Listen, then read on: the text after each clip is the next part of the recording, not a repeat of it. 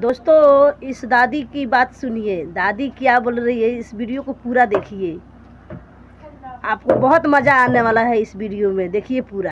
हम डाइन को हैं अपना माई के चो देबे, हमरा बेटा के देबे, हमरा नाती के देबे। हम डाइन आइए देखते हैं बैठन मजा आएगा। पले हम कौन पेल दे मुंह में पेल दे। हम कौन हम को अदर से डाइन की हम को कर बना पड़ला हो मार के डंगले चटका दे।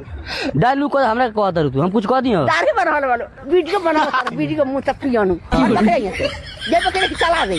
हम कौन डाइन को अदर जय बकरा यहां से जय बकरा रे जय बकरा फाड़ दम तहार गान सा पलंग का नाती फिर हम को अदर डाइन हम को अदर नहीं ऊपर हम डाइन ऊपर हम को अदर डाइन हाउ कोई तो वो सिखावता हमरा के ऊपर रखो वो सिखावता को अदर डाइन को का नाती फाड़ दे को हतन जहर जो यहां से। हम डाइन को हैं अपना माई के चो देबे, हमरा बेटा के देबे, हमरा नाती के देबे। हम डाइन को हैं देबे देबे पेल दे मुंह में वो तन के फट रो लिया के हौ लावा ए डाइन ए डाइन मामो तेरा बहन के 14 महावीर वाला तेरा अरे बाप रे बाप रे बुढ़िया तू तो